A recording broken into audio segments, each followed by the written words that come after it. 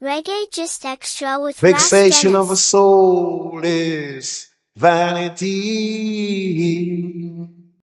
Destruction of the poor is their poverty. Reggae music gave the world rhythm, soul, The and legends whose poor voices will man's never be wife forgotten. is in a But behind the songs, behind the fame, even death could not bring peace.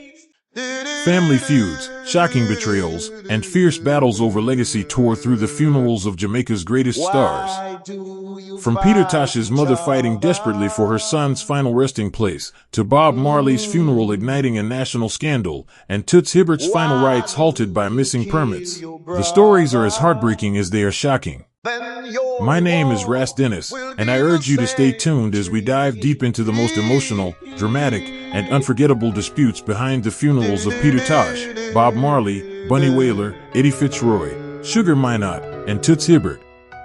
This is Reggae Gist Extra, your number one source for music, facts, and culture.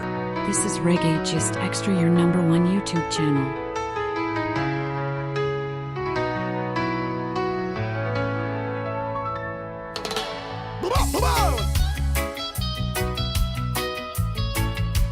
Number 6. Peter Tosh. The day after reggae revolutionary Peter Tosh died, his mother, Alvera Coke, walked into a storm of anger and accusation. At Tosh's Barbican home, she confronted Marlene Brown over funeral plans. The meeting quickly exploded. Marlene accused Mrs. Coke of abandoning her son and mocking her request to bury him in his native Westmoreland. "I don't like you, and Peter doesn't like you either," she spat, sealing the hostility.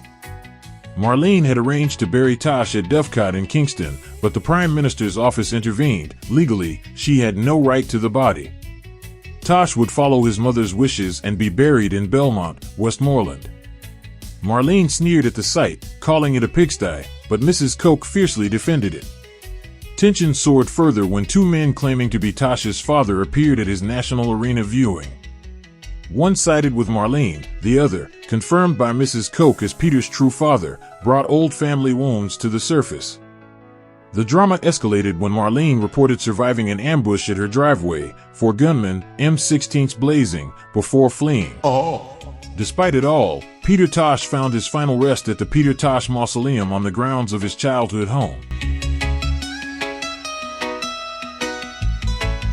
Number 5. Bunny Wailer.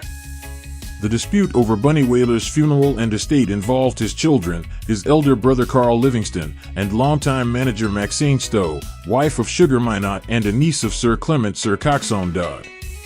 Although Bunny had named Carl, his lifelong protector, as executor, however, his son Abijah moved to take charge of the funeral arrangements. Carl told reporters he had attempted to hold an executors meeting, but Abijah refused, saying he had no time because he was focused on burying his father. With rising tensions and inflammatory statements from various parties, Carl adopted what he called a wait-and-see approach, noting that several estate bills were still outstanding and that conflict seemed likely. Bunny's children later settled the $5.27 million hospital bill, secured the death certificate, and announced that they alone would handle all funeral matters. Abijah, a trustee and director of Solomonic Productions, was named the official contact for any updates, with ASV Law representing the estate. With talk of the funeral date circulating, Carl hinted he might not attend due to the risk of conflict. Bunny Wailer died on March 2, 2021, at 73, and 2 years later, Carl himself passed, leaving behind a legacy shadowed by unresolved family tensions. Number 4. Bob Marley. When Bob Marley died in 1981, Jamaica prepared a state funeral worthy of a king. Soldiers marched, politicians gathered, cameras flashed, but behind the ceremony, tension simmered. Rastafarian elders whispered that Marley should be taken to Ethiopia, his spiritual Zion. Government officials insisted he belonged to Jamaica forever. And deep in the corridors of power, a tug-of-war began over the body of a man who preached peace. Even among musicians, the unity was strained. Peter Tosh, Marley's once brother-in-arms, refused to attend. Not out of hatred, but out of principle and adherence to his religious beliefs. He believed the same politicians celebrating Marley were the ones who once oppressed him.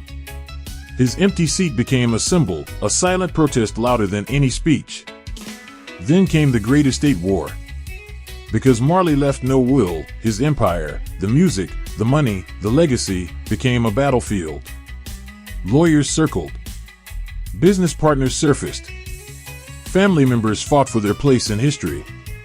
What Bob built with love was now being torn apart by law.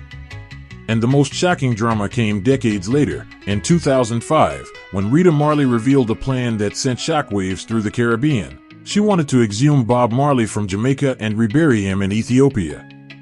In the end, he remained in 9 Mile, the hills where he was born. But the disputes never truly ended. The battles over his legacy continued long after the music stopped. Number 3. Eddie Fitzroy. The funeral for the late Eddie Fitzroy was scheduled for Sunday, March 26, 2017 at Stewart Hall, Clarendon College. However, his nephew, Ollie Edwards, who said Fitzroy personally entrusted him with responsibility for the funeral arrangements, had struggled to cover the costs. Ollie explained that Fitzroy wished to be buried beside his son at the Edwards family plot on Sutton Street in Chapelton and did not want certain people involved in the planning. Ollie said he faced several obstacles, including threatening phone calls from individuals claiming to be from the Chapelton police station. One caller demanded he bring in legal documents or face arrest, a threat that never materialized. He later received 2 more calls of the same nature, as well as additional threats from a woman. According to Ollie, the tension stemmed from another of Fitzroy's relatives who wanted control of the body and intended to bury the singer at Dovecot Memorial Park beside his mother. Eddie Fitzroy passed away on March 4, 2017, at May Penn Hospital in Clarendon after being admitted for the 3rd time. Number 2. Sugar Minott. Sugar Minott's death at 54 sparked years of estate disputes. Children and widow Maxine Stowe clashed over funeral plans and inheritance, as Minott left no will behind. The struggle lasted 14 years, leaving fans and family in limbo. In 2025, the Administrator General officially recognized Stowe as his legal wife, finally resolving a long-standing conflict. Even now, the management of his musical estate continues, a reminder that even reggae royalty's death doesn't guarantee peace. Number 1. Toots Hibbert. Toots Hibbert, the legendary voice of the Maytals, faced a funeral marred by legal and family strife. A missing burial permit and disagreement over the final resting place forced his body to be returned to the funeral home. Mourners were left heartbroken as bureaucracy overshadowed grief. The Toots legacy lives on through his daughter, Liba Hibbert, who now leads the Maytals, ensuring the music survives, even if the chaos of his funeral cannot be forgotten. From Peter Tosh's violent ambush and family betrayal to Bob Marley's estate wars and Toots Hibbert's bureaucratic nightmare, these funerals reveal a dark truth. Even in death, reggae legends are not spared from earthly conflict. The music stops, but the drama never ends. That's it for this episode. You've been watching Reggae Gist Extra, where we bring you the untold stories behind the music, the legends, and the culture we love. Don't forget to subscribe, like, and leave a positive comment down below. Until next time, stay blessed, stay conscious, and keep the roots alive. Rastafari.